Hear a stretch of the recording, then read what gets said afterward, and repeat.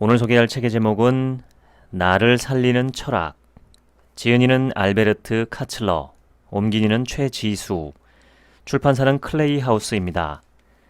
책값은 15,800원, 267쪽, 초판 일쇄는 2021년 8월 6일입니다.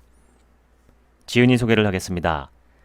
알베르트 키츠러, 독일 최고의 철학 컨설턴트, 독일 프라이부르크 대학교에서 법학과 철학을 공부했고 같은 학교 대학원에서 법학 박사 학위를 받았다.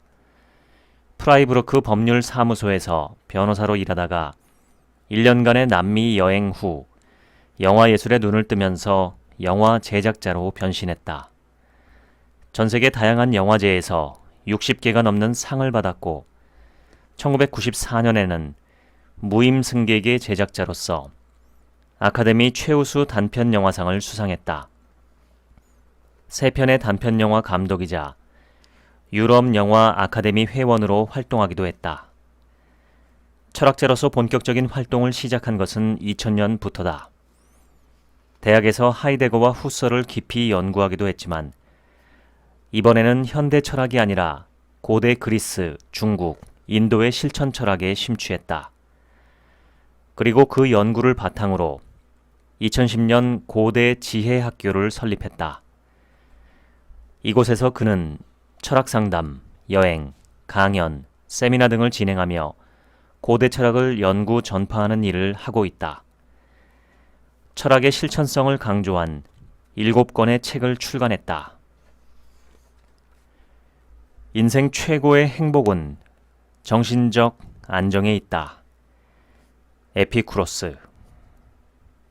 시대가 바뀌어도 인간 삶의 양상은 비슷하기 때문에 고대의 지혜에서 현재의 삶을 살아가는 데 필요한 가르침을 찾을 수 있다. 현대 사상가들과 마찬가지로 고대 사상가들의 가르침 역시 인간의 본성, 욕구, 감정, 두려움에 관한 가르침이며 이러한 것들은 지난 5,000년 역사 동안 변하지 않았다. 가장 슬픈 건 자기 자신을 잃는 것이다. 공자. 동서양의 오랜 지혜는 하나같이 우리가 구불구불한 길을 가야 한다고 말합니다. 그런 길은 좁고 불편하며 아무런 상처도 입지 않고 멀쩡히 지나가긴 힘들죠. 삶에 아무런 문제가 없고 그저 행복한 상태만 이어지면 사람은 교만해집니다. 그 교만함이 거대한 실패의 길로 이어질 수 있습니다. 행복이 영원하지 않다는 인식은 역설적으로 지금 눈앞에 놓인 행복을 더 소중히 여기고 즐기게 해줍니다. 반대로 그런 행복이 당연해지는 순간 수많은 소소한 기쁨이 더 이상 대단치 않은 것이 되어버리죠. 진정한 삶은 내면의 가치, 필요, 갈망에 따라 삶을 꾸려나갈 때 비로소 가능해집니다. 나는 외적인 껍데기를 꾸미기 위해 사는 건 아닌가? 나라는 사람을 정의하는 것은 무엇인가? 이런 질문을 던져야 합니다. 비관주의자는 무슨 일이 일어나든 한결같이 비관적이고 부정적입니다. 평소 기분과 삶의 태도가 항상 우울할 수밖에 없죠. 인생에서 고통은 쉽게 느끼고 기쁨은 거의 느끼지 못합니다. 한편 낙관주의자는 모든 면에서 긍정적인 걸 보고 기회를 잡을 줄 알며 도전을 좋아합니다. 그런 사람은 무슨 일이 일어나도 실망하기보다는 삶 자체를 즐기고 진심을 다해요. 성격, 생각, 가치, 행동, 이 4가지는 고정된 게 아닙니다. 결단하고 용기를 내고 스스로를 제어하고 방향을 잡는 데 필요한 끈기를 갖춘다면 언제든지 바꾸어 나갈 수 있습니다. 인간의 죽음을 옆에서 지켜본 이들이 입을 모아 하는 말이 있습니다. 죽기 전 마지막 순간에는 사는 동안 내면의 목소리를 외면한 걸 가장 후회한다고 하더군요. 달라지고 싶다면 손에 쥐고 있던 낡은 것들을 놓아주고 때론 꽤 오랫동안 사랑했고 나의 모든 것을 걸었다고 표현할 법한 것까지 내려놓아야 합니다. 용기 내어 시도하는 사람만이 자기 자신을 찾을 수 있습니다. 사람의 진정한 벗은 자기 자신이니 자신을 가장 사랑해 주어라. 아리스토텔레스. 용기가 사라지고 소심해지고 비관적인 생각만 밀려들 때가 있죠. 자기가 실수했거나 실패했다고 여기는 일로 스스로를 비난할 때 누구나 겪는 현상이에요. 이럴 땐 자신이 열등하고 부족하며 무가치한 존재라고 느낍니다. 그런데 말이죠. 이게 인간이 태어나는 순간부터 느끼는 근본적인 감정이라고 어느 심리학자가 말했어요. 처음 세상에 나오자마자 필요한 것 투성인데 스스로 얻을 수 있는 거라곤 하나도 없거든요. 인간이란 어쩔 수 없이 평생에 걸쳐 인정과 존중을 갈망하기에 어떤 형태로든 무시를 당하면 민감하게 반응하는 거예요. 인정과 존중에 대한 결핍감은 누구에게나 있는 감정입니다. 그 감정은 완벽주의에서 비롯합니다. 인간이 일말의 약점이나 취약점도 없이 아주 완벽하고 강하고 이성적인 존재라고 생각하는 거죠. 인간 존재를 이렇게 과대평가하는 사람들은 쉽게 열등감을 느끼고 스스로를 끝없이 압박하고 자신을 비롯한 주변 사람들에게 과한 요구를 하게 됩니다. 소크라테스는 너 자신을 알라고 했습니다. 즉, 우리 자신을 알지 못하고는 절대 행복한 삶을 꾸려나갈 수 없다는 뜻입니다.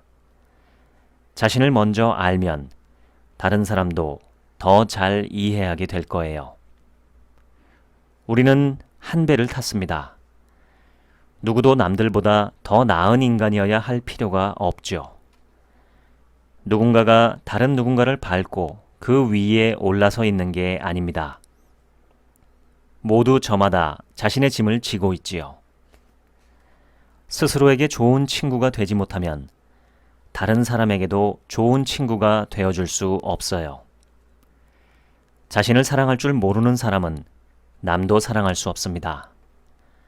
그리고 남을 사랑할 줄 모른다면 남들에게서 사랑받지도 못하지요. 이해심이 많고 다른 사람에게 친절히 대하고 실수했거나 약점이 드러나도 넓은 마음으로 포용하는 사람을 좋은 사람이라고 하잖아요. 그런 선한 대우는 자기 자신에게도 해줘야죠. 세상을 용서하지 못하는 사람이 많지만 더 큰 문제는 자기 자신도 용서하지 못하는 거예요. 자신을 비난하는 건 내가 한 행동과 생각, 나의 의지와 감정이 내가 평소에 옳고 선하다고 여기던 기준과 일치하지 않을 때만 해야 합니다. 사람에겐 두 가지 성격이 있어요. 하나는 태어날 때 주어진 성격, 다른 하나는 스스로 만들어가는 성격이죠. 운동하는 사람들은 입을 모아 말합니다. 무엇보다 꾸준하게 해야 한다고요. 생각, 의지, 행동, 감정을 가꾸는 것도 마찬가지입니다. 꾸준히 훈련해야 하죠. 언젠가 현기증으로 괴로워하는 사람을 봤어요. 그 사람은 곰곰이 고민하다가 높이 솟은 교회 탑을 날마다 천천히 올라보자고 마음먹었죠. 3주 동안 하루도 빠짐없이 탑에 오른 끝에 마침내 현기증을 극복했고 급기야 세상에서 가장 높은 산을 등반하는 데까지 성공했죠. 사람은 살면서 자신을 끊임없이 바꿔나갑니다. 성격, 자아, 행동 방식, 습관은 강물처럼 끊임없이 흘러가는 거예요. 내일의 나만 해도 오늘의 나와는 다른 사람입니다. 강인한 사람은 웬만해선 무시당한다는 기분을 느끼지 않습니다. 땅에서 개가 짖는다고 하늘 위에 뜬 달이 괴로워하나요? 인정받는 느낌을 남에게 의존하면 안 됩니다. 남에게 인정받기를 포기하는 연습을 하세요. 자기 가치는 자기 안에서 찾는 겁니다. 남이 당신의 약점과 결함을 지적하면 가볍게 인정해 버리세요. 그리고 속으로 되뇌세요. 다른 사람의 생각에 휘둘리지 않겠다. 나는 내 마음의 평안을 다른 사람의 칭찬과 인정에 걸고 싶지 않다. 나는 내 강점과 약점이 뭔지 누구보다 잘 안다. 남들이 어떻게 생각하건 상관없다. 누가 나를 칭찬한다고 해서 내가 더 나은 사람이 되지 않으며 누가 나를 비난한다고 해서 더 나쁜 사람이 되지 않는다. 나는 진정한 내가 되고 싶을 뿐이다. 그저 조금 더 좋은 사람이 되려고 무슨 일이든 가능한 한 잘해보려고 노력하면 된다. 나를 정당하게 비판한다면 기꺼이 거기서 뭔가를 배워 고치려고 노력하면 된다. 변화하고 성장할 기회를 얻었으니 나는 도리어 기뻐할 것이다. 반대로 정당하지 않은 비판이라면 나는 바위처럼 침착함을 유지한 채 꿈쩍도 하지 않을 것이다. 사실 우리의 성격 자체가 우리의 운명입니다. 우리는 우리가 가진 습관의 총체지만 나의 습관은 결국 내 삶의 방식이 만든 거죠. 내가 생각하고 말하는 방식, 행동하거나 행동하지 않는 방식, 중요하게 생각하는 가치와 태도가 우리 삶을 결정한다는 얘기입니다. 사건은 외부에서 일어나죠. 외부에서 일어나는 사건은 우리 힘으로 어쩔 수 없는 게 맞아요. 하지만 사건에 어떻게 반응할지, 어떤 감정을 느낄지는 자기 자신에게 달렸습니다. 외부에서 벌어진 사건이 좋은가 나쁜가 하는 문제보다 그것을 어떻게 받아들이고 처리하느냐가 진짜 중요한 일인 거죠. 나무는 계속 자라지만 언제나 나무의 형태를 유지하지요. 자아도 끊임없이 흘러가는 강물의 흐름 같은 것이지만 동시에 강바닥과 같은 틀도 가지고 있어 그런 흐름에 형태와 정체성을 부여합니다. 우리 자신은 틀을 가진 형태이자 동시에 그 틀을 따라 흐르는 하나의 흐름입니다. 개인적인 정체성은 견고하게 유지하되 마음을 열어 바뀌려는 의지도 함께 갖는 겁니다. 당신에게 알맞고 당신이 만족하는 가치, 태도, 인생관을 먼저 찾아보세요. 그리고 그것을 성실히 따르되 실제 삶에서 어떻게 적용할지에 대해서는 유연하고 열린 자세로 접근하세요. 자신을 힘들게 하는 걸 외면하거나 차단하지 말아야 합니다. 새로운 걸 시도해보고 삶을 살아가는 방식을 바꿔보고 해야 할 일을 적은 체크리스트를 재정비하세요. 판에 박힌 일상을 바꿔보는 겁니다. 그런 다음엔 감정 상태가 어떻게 달라지는지 잘 살펴보세요. 낡은 사고 패턴과 행동 패턴을 깨부수고 안락한 곳에서 나와야만 비로소 자신의 한계를 깨달을 수 있어요. 낯선 것을 경험하고서야 비로소 진정한 나만의 것이 무엇인지 알게 되고 나를 정의하는 것이 무엇인지 내면의 안정감을 어디서 느끼는지 알 수 있습니다. 불확실성과 애매모호함을 느껴야 비로소 확실함과 명확함을 인식합니다. 나를 더 알아가고 진정한 나로 살아가고 싶다면 언제나 처음처럼 도전해야 합니다. 그러려면 깨어 있어야 하고 열려 있어야 합니다.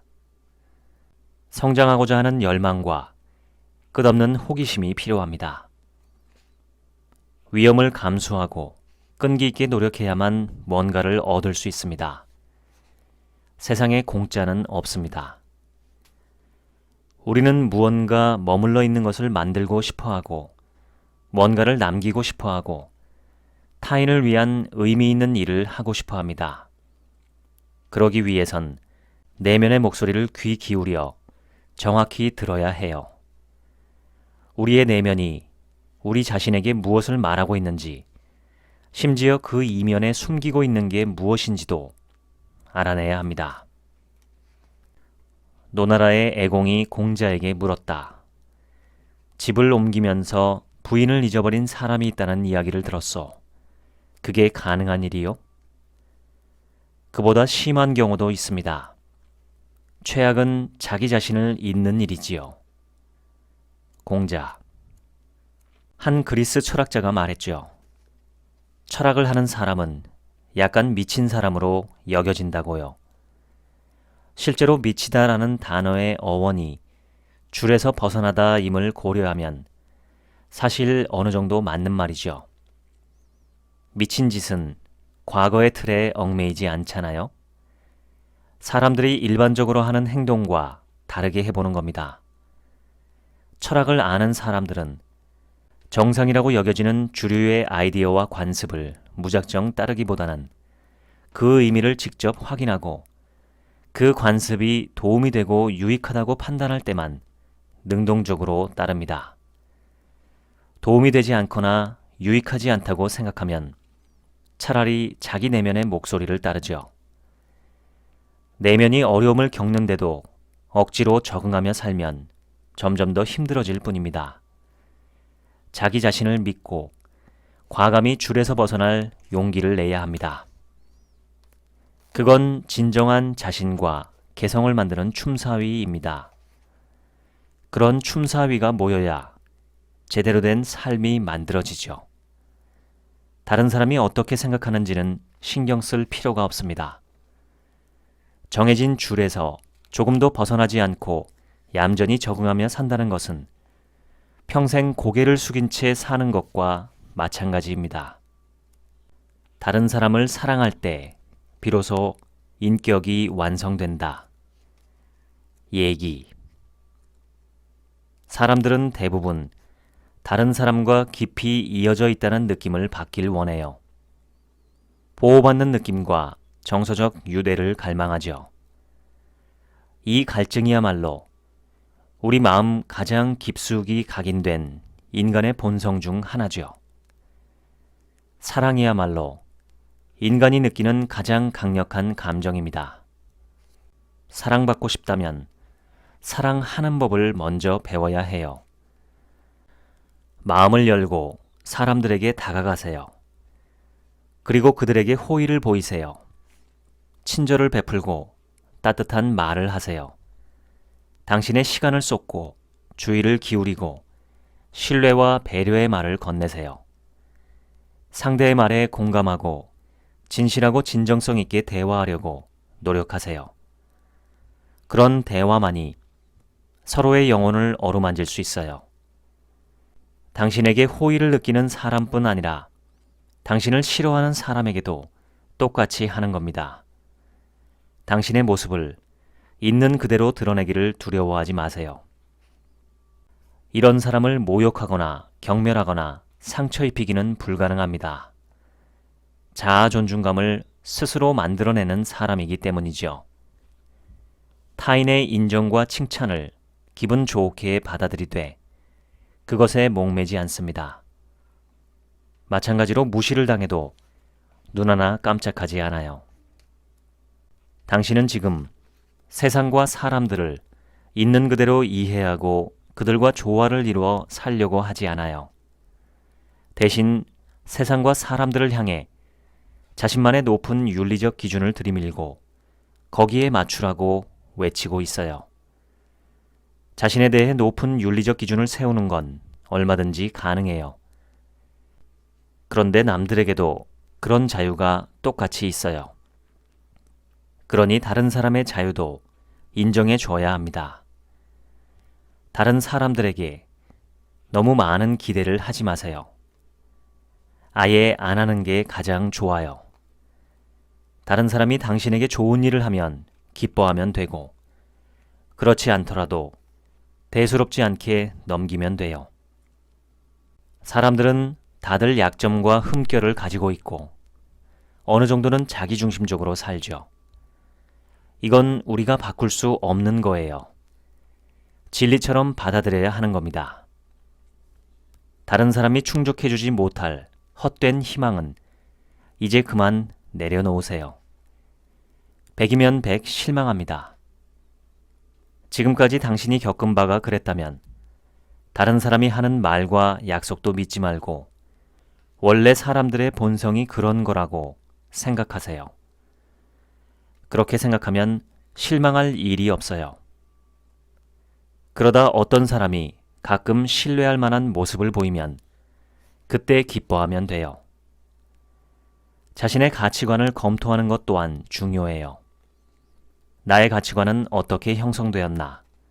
올바른 가치관인가? 세상과 사람들에게 너무 많은 걸 요구하고 있는 건 아닌가? 나의 기준이 보편 타당하다고 주장할 수 있는가? 자기 기준이 절대적으로 옳다고 여기고 그걸 남에게 강요하는 건 대단히 교만하고 주제넘은 행동입니다. 다른 사람들도 각자 자기만의 생각대로 살 자유가 있다는 걸 인정하세요. 굳이 상대방의 생각을 바꾸기 위해 노력할 필요는 없습니다. 내 생각이 틀렸을지도 모르잖아요. 보편적으로 적용할 수 있는 가치관이 있다는 믿음을 버리세요. 자기 자신의 가치관은 자기 자신에게만 적용하세요. 그러면 정신적 평온함이 찾아올 겁니다. 내가 틀릴 수도 있다. 계속 주문을 거세요. 다른 사람에 대한 기대를 낮추세요.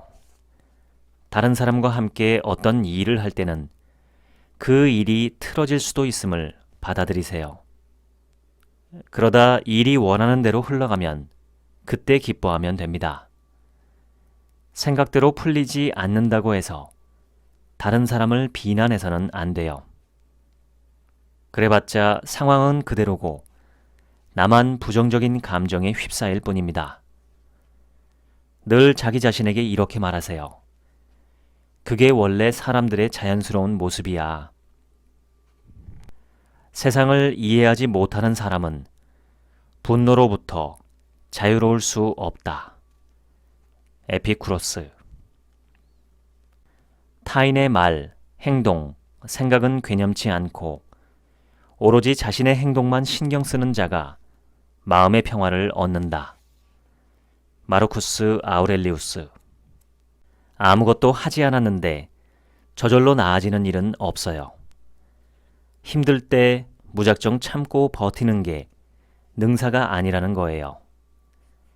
두려워할 필요가 없어요. 자신을 믿고 당당해지세요. 삶은 변화의 연속이고 변화의 시기마다 뭔가를 잃고 방황할 수도 있어요. 당연한 거니 겸허히 받아들이세요. 우리는 불확실성 속에 살아요. 많은 사람이 이 사실을 인정하려 하지 않죠.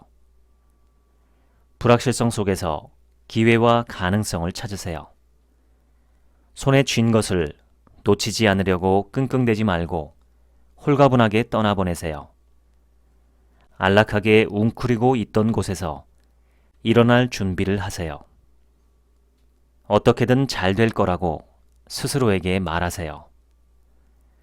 새로운 도전에 두려움과 막막함이 없을 리는 없지만 자기 감정에 솔직하지 못한 채 나 자신을 힘없이 잃어가는 것보다는 훨씬 낫다는 것을 알아야 해요. 내면의 균형과 건강까지 잃어가며 억지로 버텨야 하는 일은 없어요. 자신의 아픈 마음을 방치하지 마세요. 이제는 둘 중 하나를 선택해야 해요. 다른 사람을 위해 살 것인지 아니면 나 자신을 위해 살 것인지. 다른 사람이 당신에게 기대하는 바대로 사는 건 남을 위해 사는 거죠. 다른 사람들의 생각에 좌지우지되면 내 마음의 소리는 절대 들리지 않아요. 사람은 자기 내면에서 평화와 균형을 찾고 자기만의 집에서 다른 사람의 방해 없이 살 수 있을 때 비로소 진정한 평안과 행복을 느낄 수 있답니다. 자신의 마음을 잘 알고 그 마음의 소리를 잘 따르는 사람만이 그렇게 될 수 있어요. 건강한 몸을 만들겠다고 규칙적으로 운동을 하듯 생각도 마찬가지로 꾸준히 성찰하는 연습을 해야 해요. 얼마나 오랜 시간을 쓰느냐보다는 얼마나 끈기 있게 반복적으로 하느냐가 더 중요하죠. 매일 10분씩이라도 가만히 앉아 생각하는 시간을 갖는 게 하루에 내리 10시간을 생각하는 것보다 훨씬 낫습니다.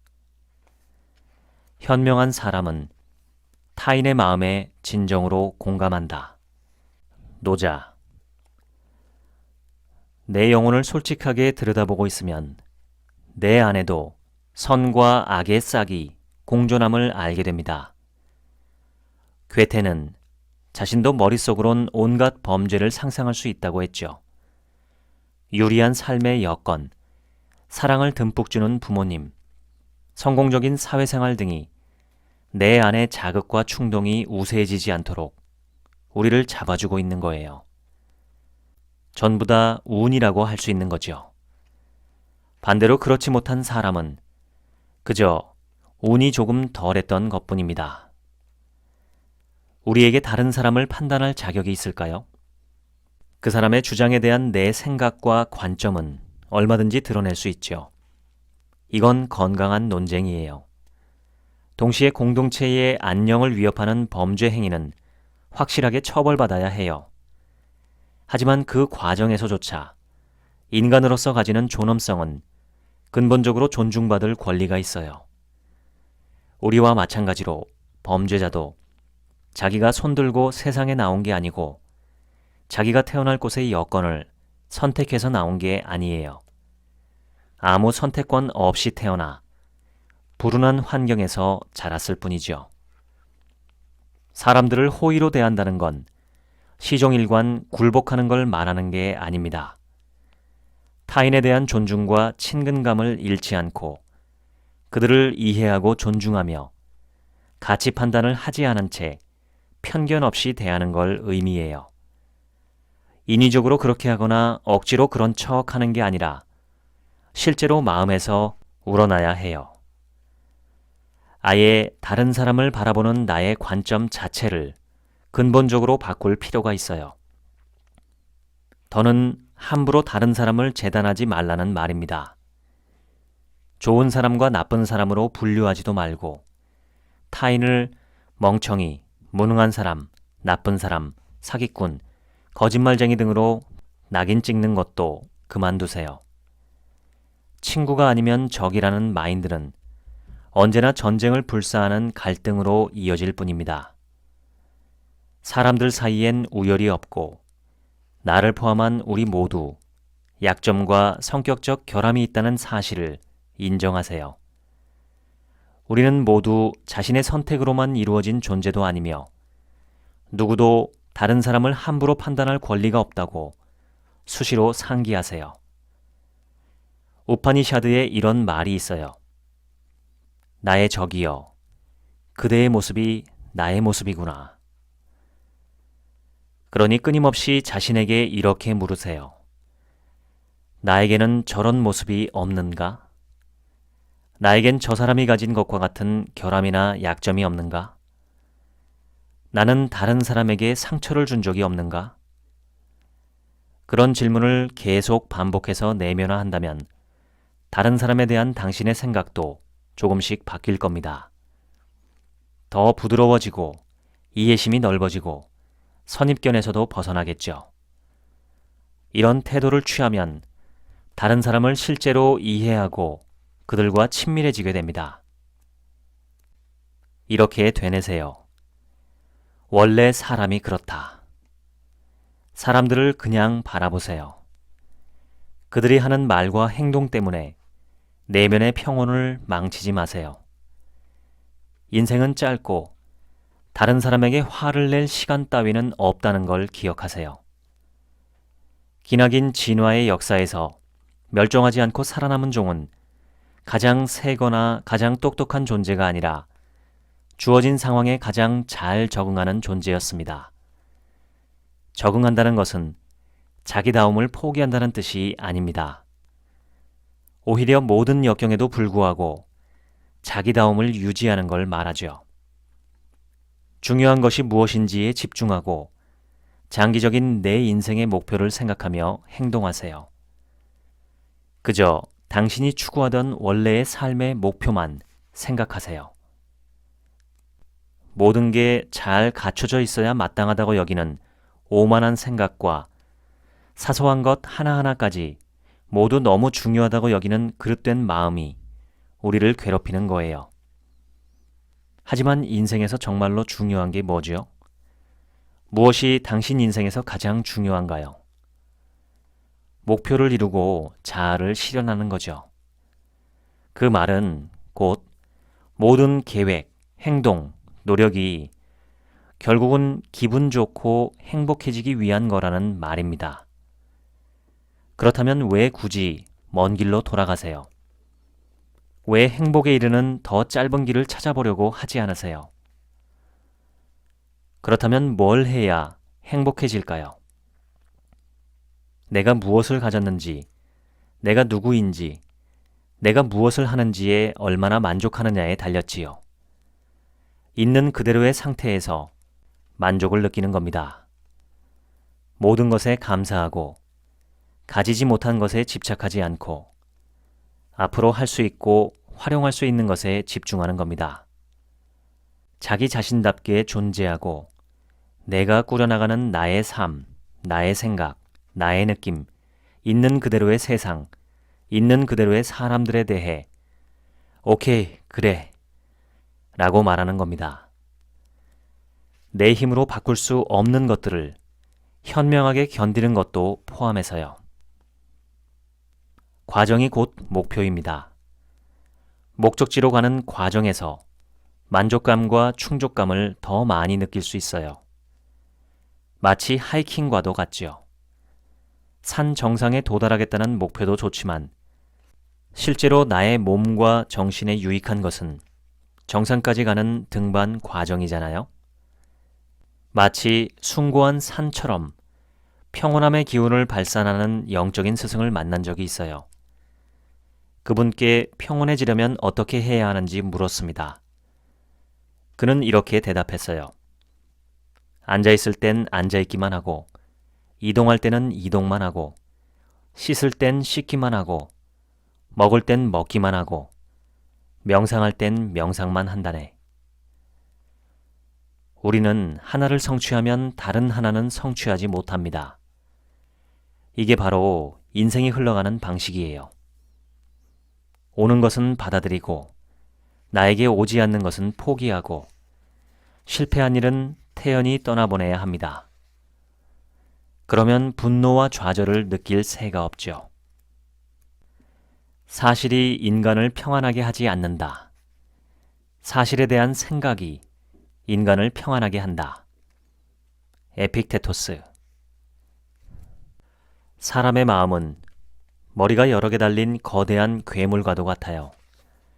머리마다 각각의 요구, 본능, 소망을 갖고 있는데 서로 다른 머리를 누르고 자신이 유일한 머리가 되려고 하는 괴물이죠. 그러다 진짜 머리 하나만이 남아 유일한 머리가 되면 순간 우리의 눈은 멀어버리고 맙니다.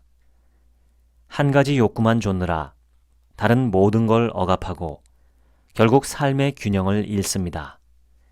심하면 인격이 분열하고 내면이 조화를 이루지 못한 상태로 살게 되죠. 마음도 다르지 않습니다. 본질적인 것을 억누르거나 다른 것을 과도하게 부풀리면 정신적 균형이 깨집니다.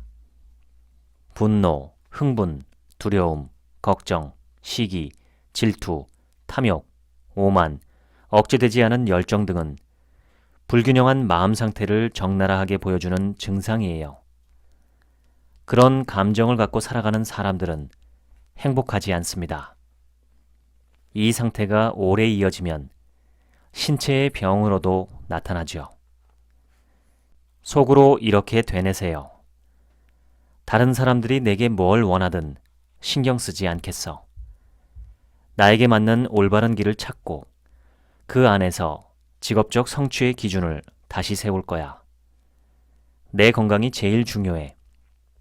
최선을 다하겠지만 몸과 마음이 내 통제를 벗어날 정도까지 몰아붙이지는 않을 거야. 모든 외부적, 내부적 저항에 맞서 몸과 마음을 회복하는 데 필요한 시간을 확보하세요.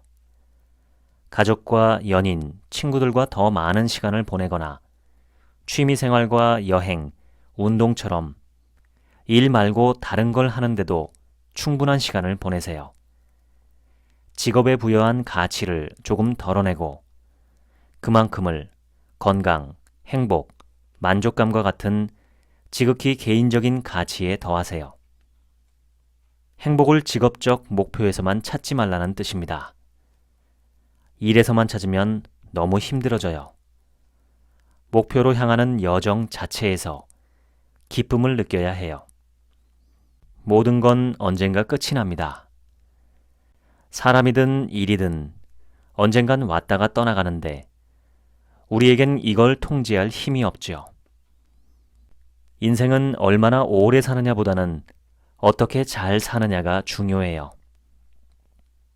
생각과 마음의 초점을 상실의 슬픔에서 삶을 다시 일으켜 세우는 일로 조금씩 옮겨와야 해요. 절대로 자기 연민이나 상실감에 빠져서는 안 됩니다. 그런 마음이 들면 그 고리를 몇 번이고 끊어내는 연습을 하세요. 집중과 노력이 필요한 일과 활동을 찾으세요. 물론 슬퍼할 시간도 충분히 가져야겠지만 다시 자신의 삶으로 살아가고 즐길 시간도 가져야 해요. 죽음은 삶과 연결되어 있습니다.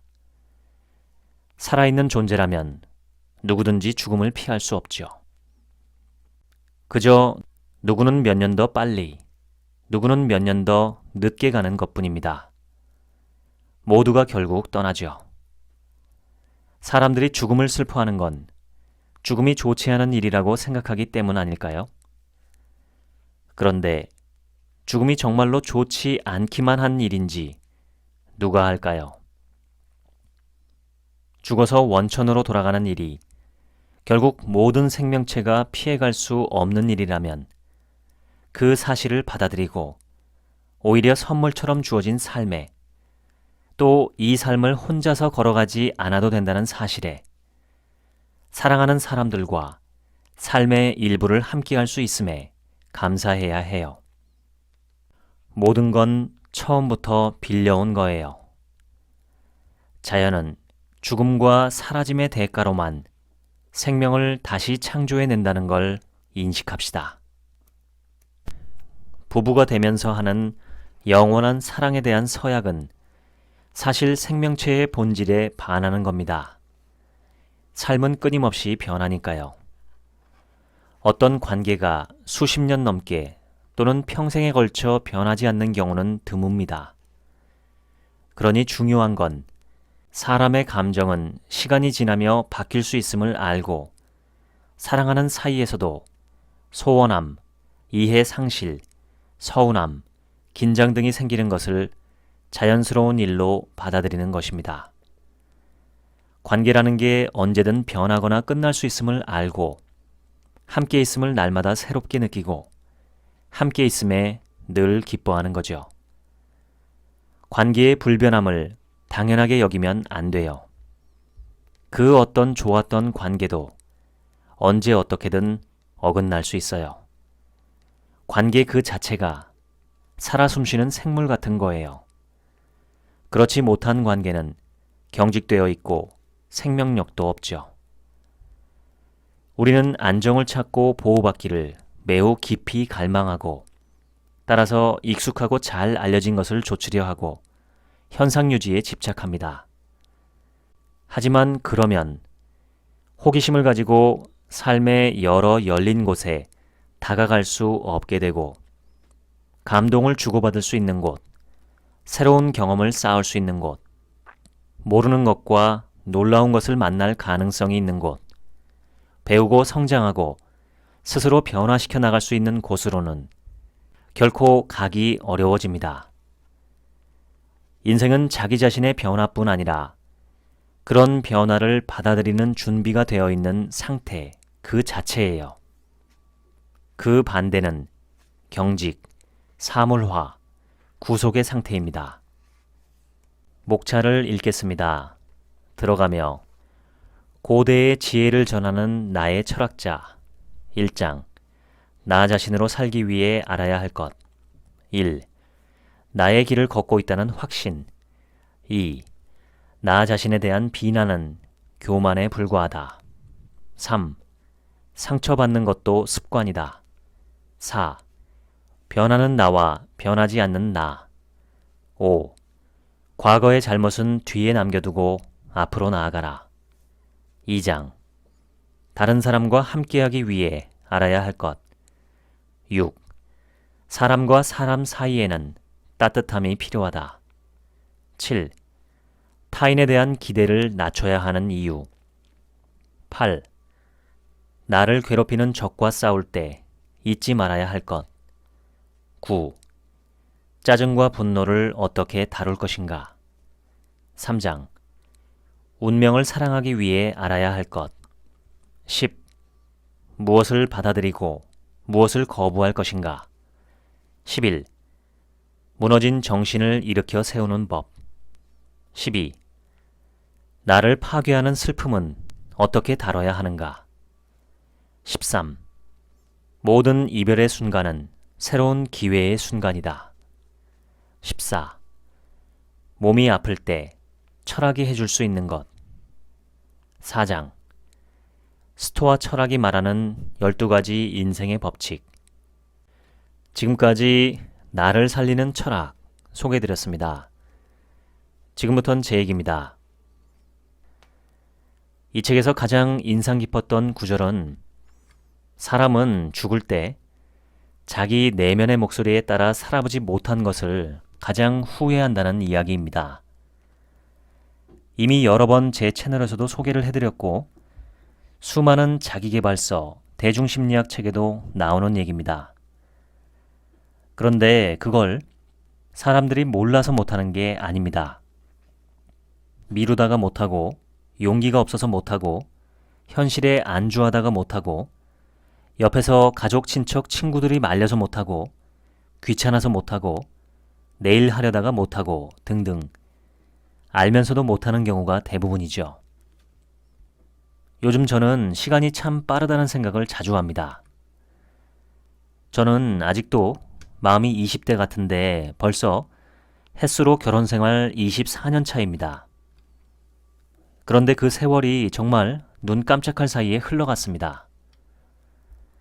언젠가 아들이 분가하고 제가 세상을 떠나든 아내가 먼저 떠나든 그 시점이 왔을 때 돌이켜봐도 아마 문틈으로 백마가 지나가는 걸 구경한 듯이 짧게 느껴질 거라 생각합니다. 몇 년 전에 돌아가신 어머니를 생각해보면 그땐 몰랐는데 제 인생에서 어머니와 함께 지낸 시간이 참 짧았었다는 느낌이 듭니다. 좀 더 따뜻하게 말을 해드릴 걸, 좀 더 웃으면서 함께 지낼 걸 하는 후회가 듭니다. 그뿐 아니라 삶이라는 것 자체가 너무 짧다는 생각이 듭니다. 지지고 볶고 화내고 괴로워하며 지나기엔 아까운 시간이죠. 요즘은 100세 가까이 되시는 분들이 점점 늘고 있는데 그분들의 말씀도 저와 똑같습니다. 세월이 너무 빠르고 지나온 세월이 눈 깜짝할 사이에 흘러갔다고 합니다. 어떤 사적인 약속을 하거나 일을 하기로 결정해야 할 때 저는 요즘 시간을 길게 들여서 그 사안을 바라보려고 노력합니다. 10년, 20년, 30년 후에 오늘의 일을 돌이켜볼 때 어떻게 행동하는 것이 가장 후회가 적을까 하고 말이죠. 내가 죽을 때 이 일을 하지 않은 것을 후회할까? 이 사람을 만나지 않은 것을 후회할까? 거기에 가지 않은 것을 후회할까? 하고 아예 죽음의 시점에서 평가하는 경우도 종종 있습니다. 그러면 분명하고 후회 없는 선택을 할 수 있다는 걸 여러 번 경험했습니다. 나중에 옆에서 누가 뭐래도 후회하지 않습니다. 월든의 작가 헨리 데이빗 소로는 너만의 북소리에 맞춰서 걸어가라고 설파했습니다. 지금 귀를 기울여 보시기 바랍니다. 가슴속에서 나만의 북소리가 들리시나요? 만약에 안 들리신다면 어쩌면 우리도 후회하며 세상을 떠날지도 모릅니다. 지금까지 책 한 민국 생각이었습니다. 감사합니다.